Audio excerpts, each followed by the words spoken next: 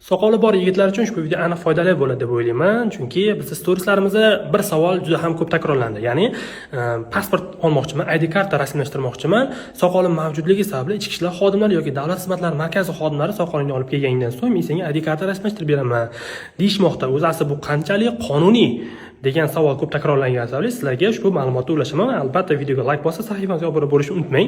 O'zbekiston Respublikasi Prezidentining 2020-yilda qabul qilingan farmoni bor, ya'ni 60-65-sonli. Ushbu farmonning 17-bandida qanday holatlarda mas'ul vakil ID karta rasmiylashtirib berishdan rad etishli yo'lda ko'rsatib qo'yilgan. Ya'ni ulardan biri bu fuqaromiz bosh kiyimda bo'lgan holat yoki ko'zoynak taqqan holatda borganda yoki bo'lmasa barmoq o'zib boshini bosh tortganda, ya'ni barmog'ini bosmaydigan bo'lsa mas'ul vakil bo'ldi sizga biz ID karta rasmiylashtirib beramiz, rad etamiz deyishga haqli bo'ladi. Qolgan holatda deylik siz soqolda bo'lgan bo'lsangiz, bunday holatda senga ID karta bermayman deyishi noqonuniy hisoblanadi. Xo'p, shunday noqonuniy harakat qilyapti, nima qilsam bo'ladi degan savol sizda tabiiy tug'ilishi mumkin. Bunday holatda avvalo o'sha idorani yuqori turuvchi vakiliga osoyishta tartibda murojaat qilib ko'ring yoki ular shunda ham vaziyatni to'g'ri tushunib rasmiylashtirib bermayotgan bo'lsa, yozma tarzda ariza berish kerak bo'ladi o'sha idorani o'ziga yoki shunchaki ishonch telefon raqami 1000 telefon raqami orqali o'zingizning murojaatingizni yozib qoldiring. Video sizga manzur kelgan bo'lsa, albatta ushbu videoni soqoli bor tanishlariga yuborib qo'yishni hamda sahifamizga obuna bo'lishni unutmang.